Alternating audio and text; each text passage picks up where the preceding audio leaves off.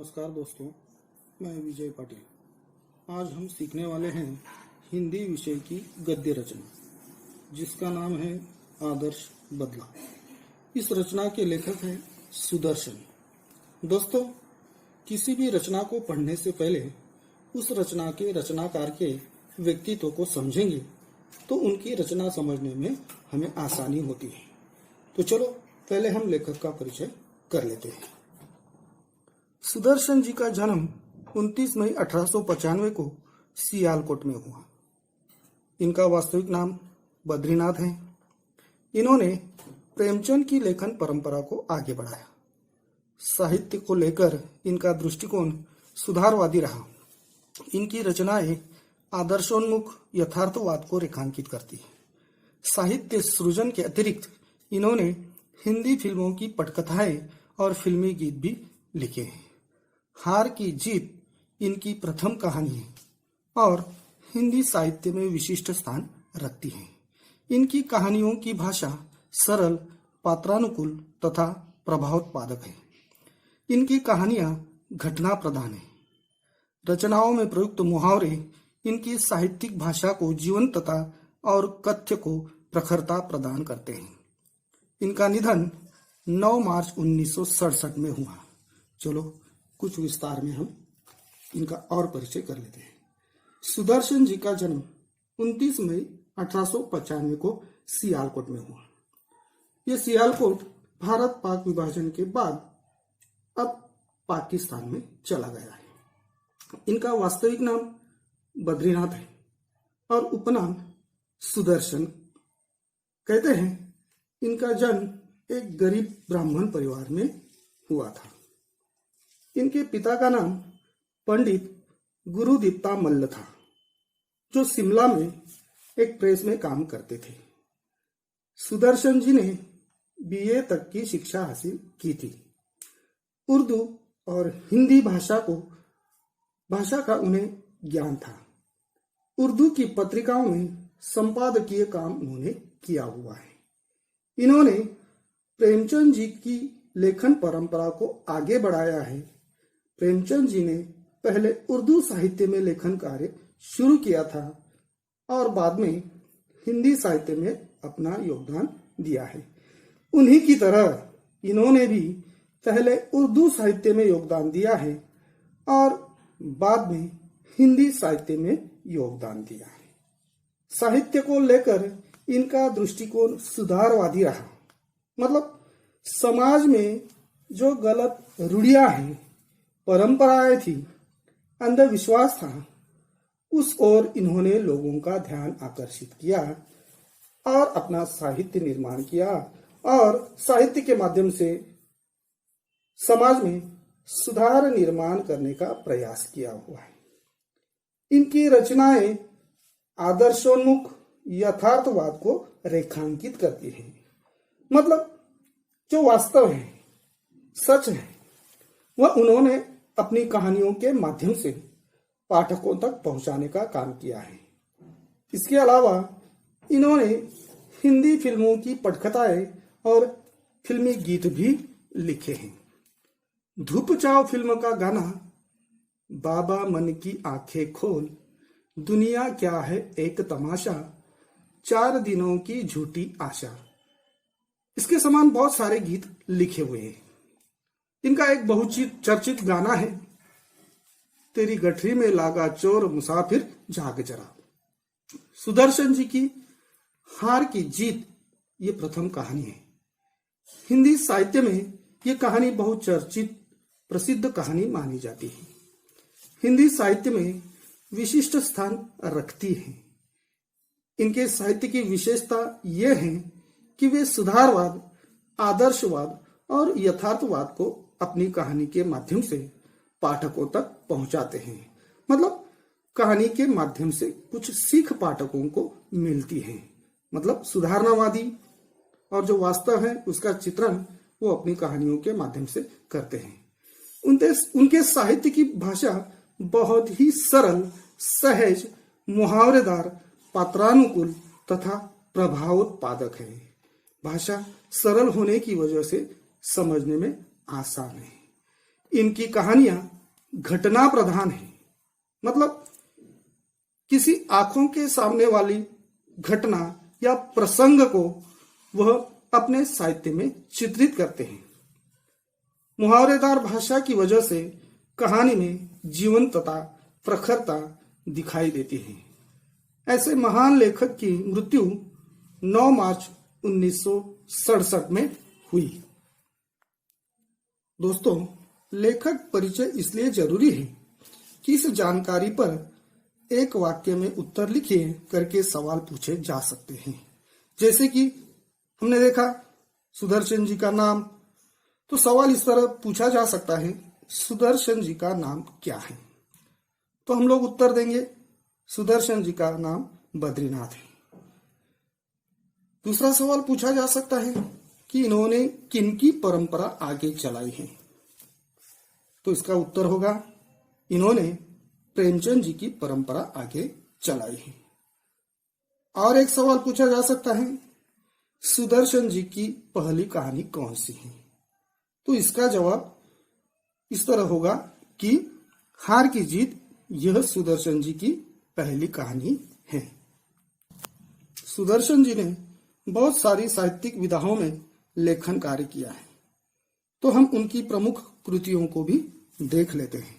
प्रमुख कृतियां पुष्पलता, सुदर्शन सुधा, तीर्थ यात्रा, पनघट, ऐसे कहानी संग्रह इन्होंने लिखे हैं। सिकंदर, भाग्य चक्र जैसे नाटक भी प्रसिद्ध हैं। भागवती, जिसको हम कहते हैं भागवंती, उपन्यास इन्होंने लिखा हुआ है। ऑनररी मैजिस्ट्रेट, ये प्रसन्न लिखा हुआ है। प्रसन्न का मतलब लघु नाट्य, जैसे कि दूरदर्शन पर आप लोग देखते हैं कपिल शर्मा का कॉमेडी शो, या मराठी में चला हवा येऊ द्या, इसके समान जो छोटे छोटे रूपक होते हैं उनको ही प्रसन्न कहा जाता है। विधा परिचय। कहानी भारतीय साहित्य की प्राचीन विधा है। कहानी जीवन का मार्गदर्शन करती है, जीवन के प्रसंगों को उद्घाटित करती है, मन को बहलाती है। अतः कहानी विधा का विभिन्न उद्देश्यों के अनुसार वर्गीकरण किया जाता है। सरल सीधी भाषा, मुहावरों का सटीक प्रयोग, प्रभावमान शैली कहानी की प्रभावोत्पादकता को वृद्धिंगत करती है। कहानी भारतीय साहित्य की प्राचीन विधा है, मतलब प्राचीन काल में राजा महाराजाओं की शूरता, वीरता, प्रेम आदि को लेकर उस समय के साहित्यकारों ने जो साहित्य लिखा हुआ है वह उनकी कहानी बन गई। बचपन से आप लोग कहानी, कथा, मराठी में उसे गोष्ठ भी कहा जाता है, ये आप सुनते आ रहे हैं। कहानी बचपन में अपने दादा दादी, नाना नानी से सुनी है, जैसे कि अकबर बिरबल की कहानी, विक्रम और बेताल की कहानी, राजा रानी की कहानी, चिऊ काऊ की कहानी, ऐसी बहुत सारी कहानियां हमने सुनी हैं। यह कहानियां सुनकर हमें ऐसा लगता है कि मैं भी ऐसे ही कुछ करके दिखाऊं, चाहे वो समाज सुधार का कार्य हो, शूरता वीरता का कार्य हो। कहानी को सुनकर जीवन किस तरह से अच्छे ढंग से हमें गुजारना है, इसका भी हमें मार्गदर्शन मिलता है, प्रेरणा मिलती है। इसलिए कहा गया है कि कहानी जीवन का मार्गदर्शन करती है, जीवन के प्रसंगों को उद्घाटित करती है। कहानी मन में जिज्ञासा निर्माण करती है, कहानी मन को बहलाती है। कुछ लोग मनोरंजन के लिए भी कहानियां पढ़ते हैं। कहानी को पढ़कर मन में जिज्ञासा निर्माण होती है। किसी घटना या प्रसंग पर यह कहानी आधारित होती है। कहानी जो है घोड़दौड़ के समान आगे बढ़ती जाती है। कहानी जैसे जैसे आगे बढ़ती है वैसे पाठक के मन में जिज्ञासा निर्माण होती है और वो बार बार पूछता है, और क्या हुआ, आगे क्या हुआ। कहानी एक विशिष्ट उद्देश्य को लेकर लिखी जाती है। कुछ कहानियां सिर्फ मनोरंजन के लिए होती हैं और कुछ कहानियों से हमें अच्छी सीख मिलती है। पाठकों के मन पर ये कहानियां बड़ा प्रभाव डालती हैं। पाठ परिचय। पाठ में लेखक ने बदला शब्दों को अलग ढंग से व्याख्यायित करने का प्रयास किया है। यदि वह बदला किसी के मन में उत्पन्न हिंसा को समाप्त कर उसे जीवन का सम्मान करने की सीख देता है तो वह आदर्श बदला कहलाता है। बचपन में बैजू अपने पिता को भजन गाने के कारण तानसेन की क्रूरता का शिकार होता हुआ देखता है, परंतु वही बैजू तानसेन को संगीत प्रतियोगिता में पराजित करके उसे जीवन दान देता है और संगीत का सच्चा साधक सिद्ध होता है। बदला हर एक के मन में होता है। मन में बदले की भावना होती है। छोटी सी चींटी को अगर हमारा हाथ लग जाए तो वो काटती है और अपना बदला लेती है। मानो हमें वह कहती हैं कि मेरे मार्ग में क्यों बाधक बन गए हैं। और हम तो मनुष्य हैं, हमारे मन में भी कभी कभी बदले की भावना जागृत होती है। पर यह बदले की भावना कब जागृत होती है? जब बिना किसी कारण के कोई आदमी हमें परेशान करता है, चोट पहुंचाता है, अपमानित करता है, सताता है, तो उसके प्रति हमारे मन में बदले की भावना निर्माण होती है। यह मनुष्य स्वभाव है, स्वाभाविक है। पर बदला किस तरह होना चाहिए? बदले में किसी भी तरह हिंसा नहीं होनी चाहिए। जिस आदमी ने हमें अपमानित किया है उसे भी हमें सम्मान देना है और उसे इस बात का एहसास दिलाना है कि हमने जो किया हुआ है वो गलत था और इन्होंने मुझे कितना सम्मान दिया है। वो अपने आप अपनी हार मानने के लिए तैयार हो जाता है। बैजू बावरा के उदाहरण से हमें आज आदर्श बदला कैसे लिया जाता है ये देखना है। तानसेन और बैजू बावरा श्रेष्ठ और प्रसिद्ध गायक थे, संगीतज्ञ थे। इनके बारे में हमें आज परिचित होना है। कलाकार को अपनी कला पर कभी अहंकार नहीं करना चाहिए।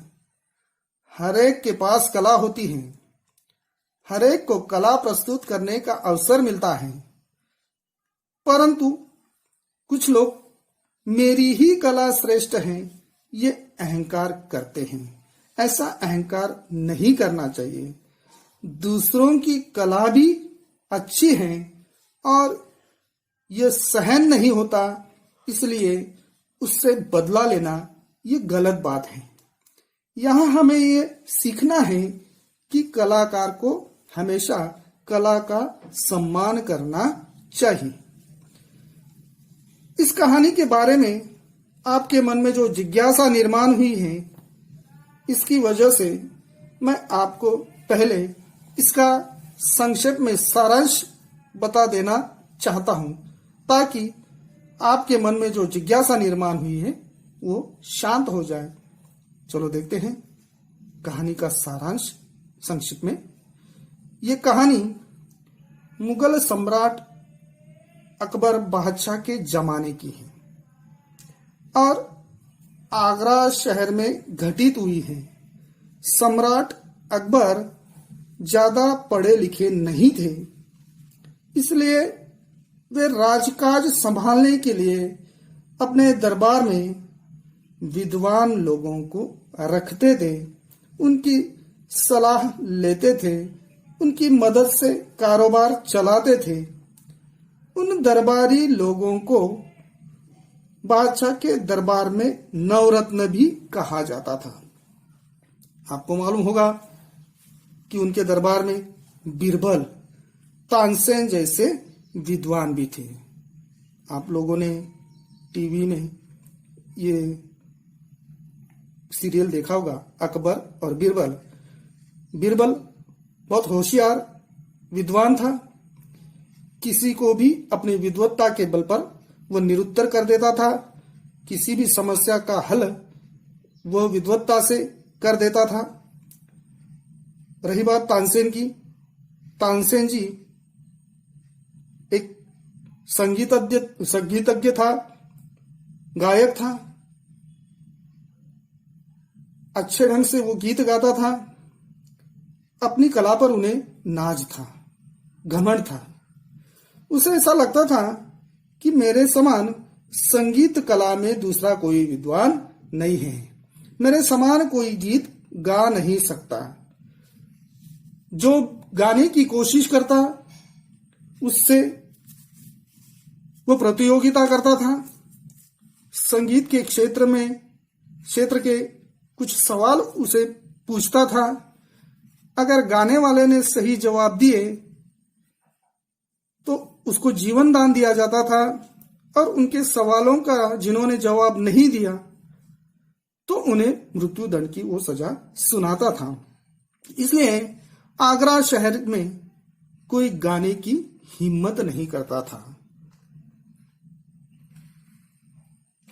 आगरा शहर में मानो इस तरह से कानून बन गया था कि गाना हो तो तानसेन से प्रतियोगिता करनी होगी। प्रतियोगिता में जो सवाल पूछे जाएंगे, सवालों के जवाब देने होंगे।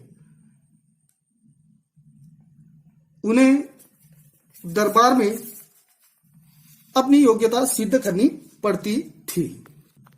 एक बार ऐसे ही साधुओं की एक टोली आगरा शहर में आ पहुंची।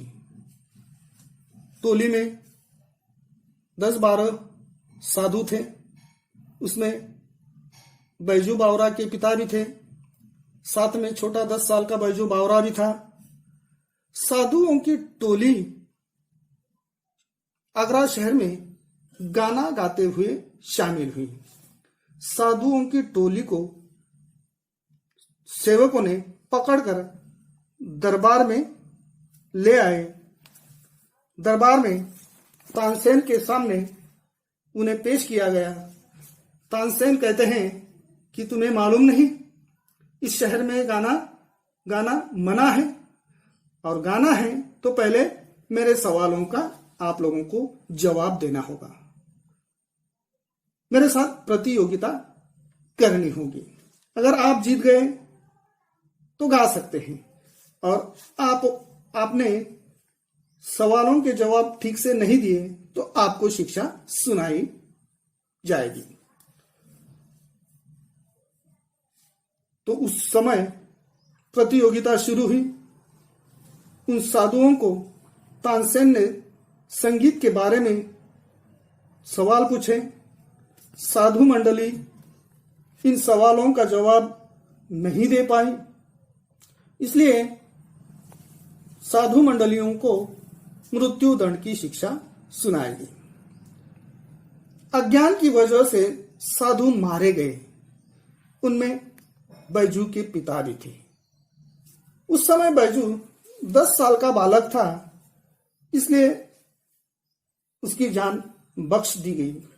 बैजू के सामने उनके पिता को मृत्यु दंड की सजा हुई। बैजू को बड़ा दुख हुआ। वो जोर जोर से रोने लगा। रोता हुआ जंगल में जाता है, रोता है, कहता है कि इस आगरा शहर ने मेरा सब कुछ छीन लिया। विलाप करता है। उसे उस समय बाबा हरिदास मिलते हैं। वह बाबा हरिदास जी को सब बात बताता है और जोर जोर से रोता है कि मेरे पिताजी की मृत्यु कैसे हुई, और कहता है कि मुझे अपने पिताजी की मृत्यु का बदला लेना है। तानसेन को हराना है। हरिदास जी उसे कहते हैं, ठीक है, मैं जैसा कहता हूं वैसा तू कर, फिर मैं तुझे एक हथियार दूंगा जिससे तू अपने पिता की मौत का बदला ले सकता है। छोटे से बैजू बावरा ने बाबा के पैर पकड़ लिए और बाबा हरिदास को अपना गुरु उस दिन से मान लिया। बाबा के कहने पर वह लड़का 12 साल संगीत क्षेत्र की तपस्या में लग जाता है, एक अच्छा गायक बन जाता है, संगीतज्ञ बन जाता है। अब वो बड़ा हो गया है, 12 साल की तपस्या के बाद अब वो 22 साल का जवान बन गया है, महान गायक बन गया है। वह बदला लेने के लिए उतावला है।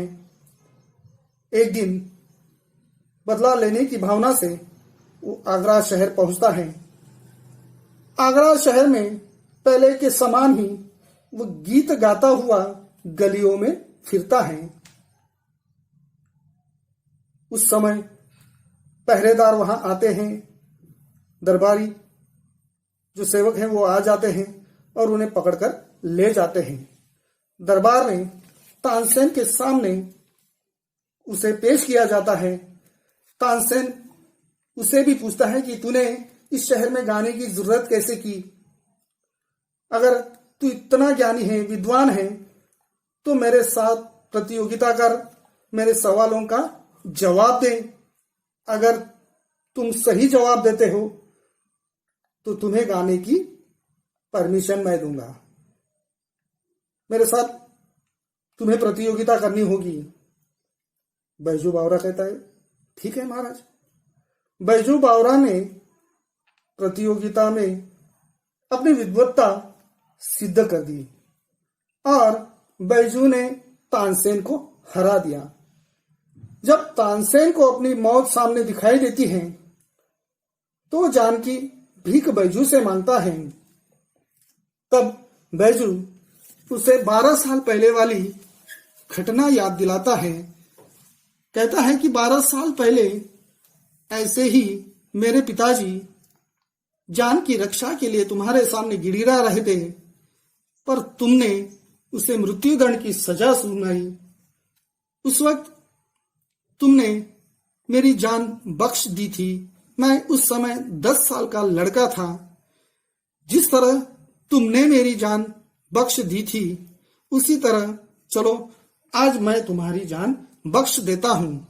पर आज से एक बात ध्यान में रखो कि इस तरह से किसी को सताना ठीक नहीं है। छात्रों, सभी लोगों के पास किताब है ऐसा मैं मानता हूं। अपनी किताब खोलो और पाठ 4 आदर्श बदला देखो। मैं पहला गद्यांश यहां पर पढ़ रहा हूं, आप पंक्तियों की ओर, लाइन की ओर ध्यान से देखिएगा। प्रभात का समय था। आसमान से बरसती हुई प्रकाश की किरणें संसार पर नवीन जीवन की वर्षा कर रही थी। 12 घंटों के लगातार संग्राम के बाद प्रकाश ने अंधेरे पर विजय पाई थी। इस खुशी में फूल झूम रहे थे, पक्षी मीठे गीत गा रहे थे, पेड़ों की शाखाएं खिलती थी और पत्ते तालियां बजाते थे। चारों तरफ खुशियां झूमती थी, चारों तरफ गीत गूंजते थे। इतने में साधुओं की एक मंडली शहर में दाखिल हुई। उनका ख्याल था, मन बड़ा चंचल है, अगर इसे काम न हो तो इधर उधर भटकने लगता है और अपने स्वामी को विनाश की खाई में गिराकर नष्ट कर डालता है। इसे भक्ति की जंजीरों से जकड़ देना चाहिए। देखिए, यहां पर आगरा शहर की बात आई हुई है। समय प्रभात का है। प्रभात का मतलब सुबह, तो सुबह का समय है। आसमान से बरसती हुई प्रकाश की किरणें संसार पर नवीन जीवन की वर्षा कर रही हैं, मतलब सूर्योदय हो चुका है और सूरज की किरणें धरती पर गिर रही हैं, मानो उत्साह की, नए जीवन की वर्षा ये सूरज की किरणें जमीन पर कर रही हैं। 12 घंटों के लगातार संग्राम के बाद प्रकाश ने अंधेरे पर विजय पाई थी। आपको मालूम है 12 घंटे की रात होती है, 12 घंटे का दिन होता है।